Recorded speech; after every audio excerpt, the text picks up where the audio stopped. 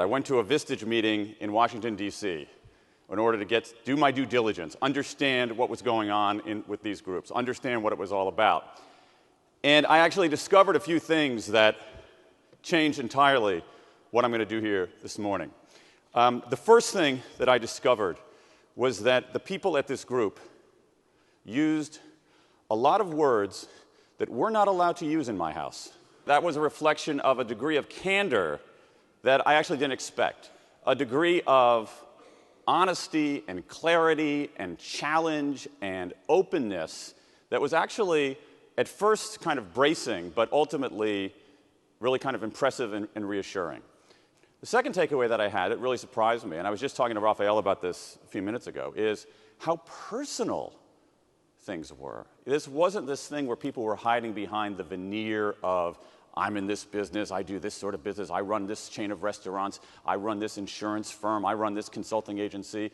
It was very personal, extremely personal, about things like values and emotions and families and conflicts and things like that. If you guys are candid and personal, then I should probably be candid and personal and not sort of hide behind the veneer of a book or a body of research. I just want to tell you about 3 lessons I've learned over the last 48 years. Lesson 1, passion is overrated.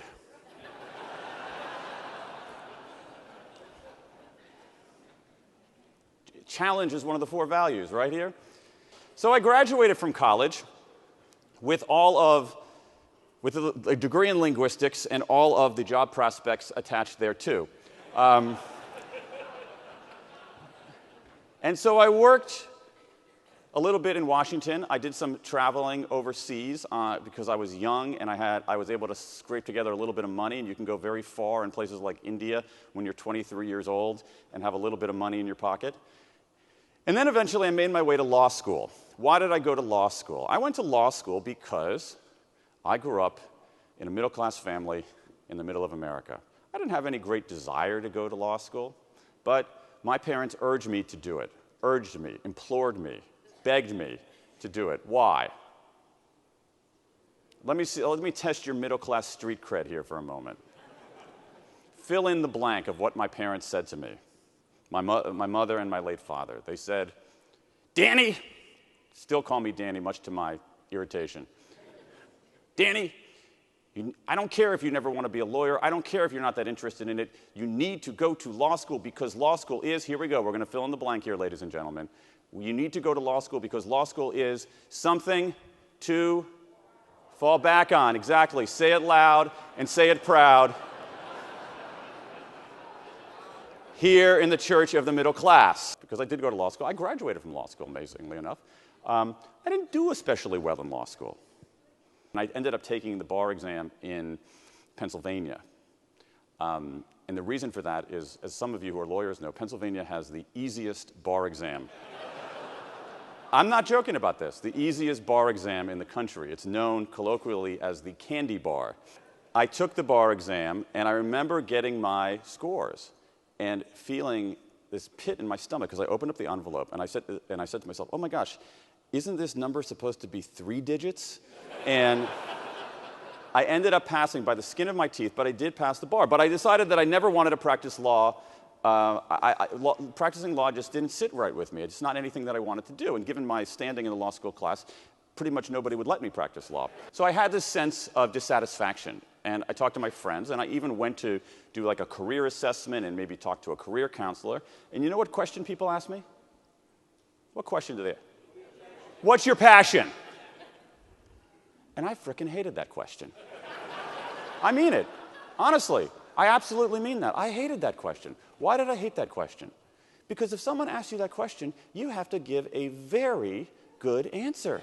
You have to have a very good answer to that question. And I didn't know what my passion was. I didn't know what my passion was. But over time, thanks to largely my wife and thanks to some amount of introspection, some of it after the fact, I realized that's a terrible question to ask somebody. That's a terrible question to ask yourself. That wasn't a question that helped me at all. In fact, it might have actually confused me. I was entering short story contests. It's kind of peculiar, right? Then when I started working for myself, or when I started working, even though I had jobs, I was writing like op-eds and newspaper articles on the side for maybe $50. When I spent some time traveling overseas, and what I would do is I would actually go and find somebody in the States who might want a short article about some bizarre thing that's happening in India or some interesting figure in India, and I would send it in sometimes by mail.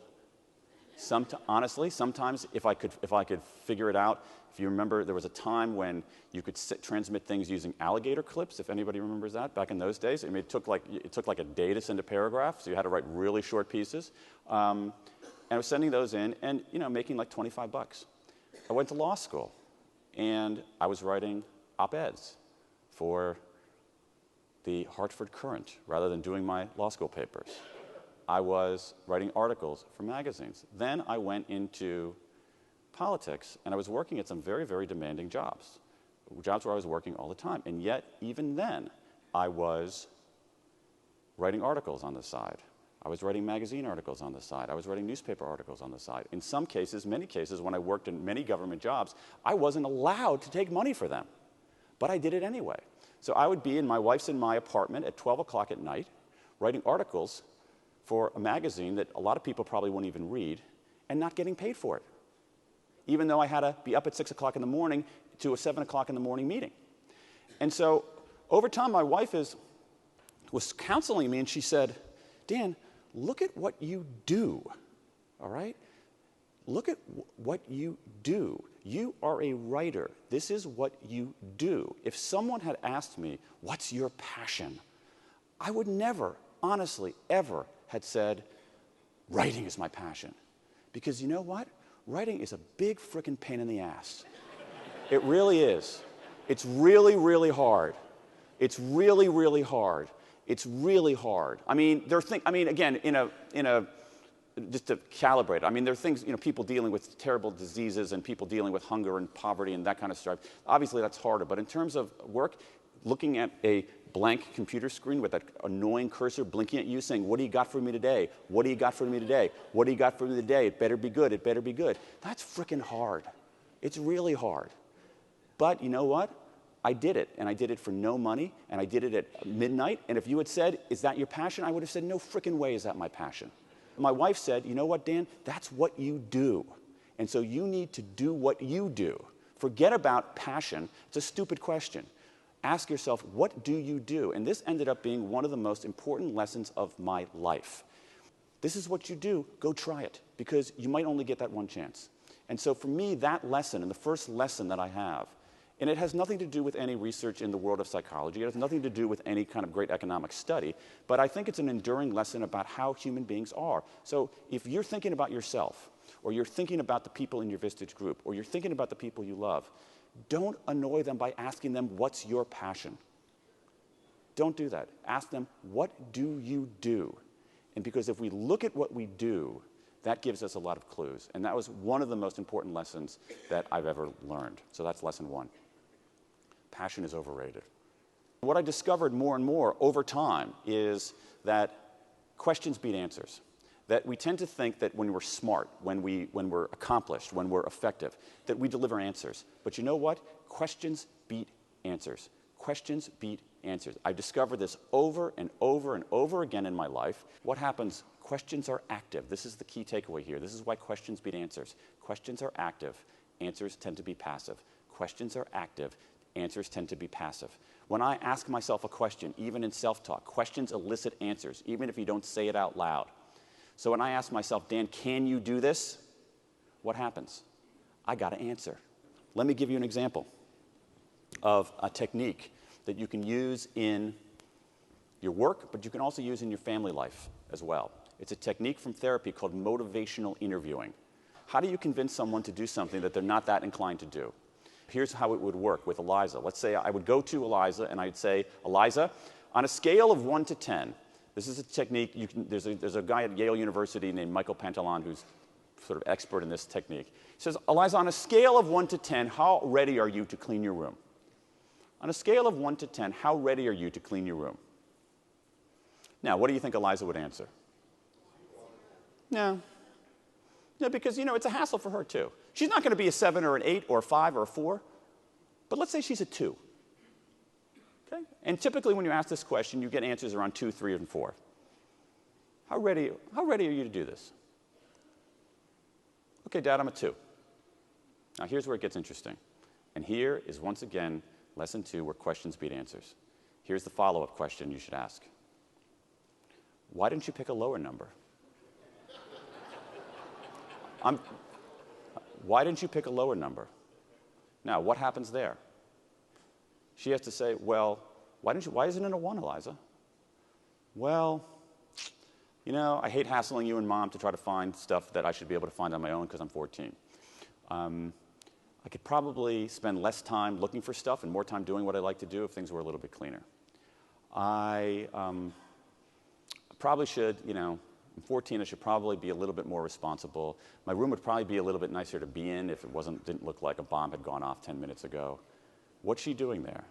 She's coming up with her own reasons for doing something. One of the things I've learned, both as a parent, as a human being, but as someone who's spent several years studying motivation, is that we have to get past this idea that motivation is something that one person does to another. And instead, understand that motivation is something people do for themselves. And you can't coerce people over the long term. You can't bribe or threaten people over the long term. What you can do is to change, and I think Itai mentioned this a little bit too, what you can do is to change the conditions so that they're more likely to come up with their own reasons for doing something. That doesn't happen with statements. That doesn't happen with giving all the answers. That doesn't happen with you need to clean your room. That happens with questions. Why didn't you pick a lower number? She begins summoning her own reasons for doing something. That's far more humane, that's far more honest, that's far more effective. Questions beat answers. When the facts are on your side, when the facts are clearly on your side, you should pitch with questions. When the facts are clearly on your side, questions beat answers. When the facts are clearly on your side, pitching with questions is more effective than pitching with statements. Why? It's the same thing with Eliza. Questions are active, statements are passive. So what happened here in 1980? Are you better off now than you were 4 years ago? A question. Questions are active. People begin answering the question. Let's see. 1976, this is what my situation was like. 1980, oh my God, things really are awful. Oh my God, things are terrible. They're really bad. I am worse off. What happens? They begin summoning their own reasons for agreeing with you. When people summon their own reasons for agreeing with you, they stick to them, they adhere to them, they honor them more deeply. Lesson 3, which is this. Make it purposeful and make it personal. That's what it's all about, and I think Vistage does an incredibly good job of bringing this home to its members. People need to know that they're making a contribution. People need to know the why along with the how. Make it personal. Make it purposeful. How do you find your own personal purpose? A great man is a sentence. A great man is a sentence. We'll update this to modern times. A great person is a sentence. What? He says, you don't understand. People who do something that really matter, they're not trying to do a gazillion things at once. They're trying to do one big thing. So big that you can write it in a single sentence. Great presidents, the great leaders, they have a sentence. They're not trying to do lots of things. They're trying to do 1 or 2 big transcendent things that make a difference and that last. She said, take a look at this. President Lincoln had a sentence. He preserved the Union and freed the slaves. That's an awesome sentence. It's about purpose, it's about personal, and it's about questions. It brings it all together. What's your sentence?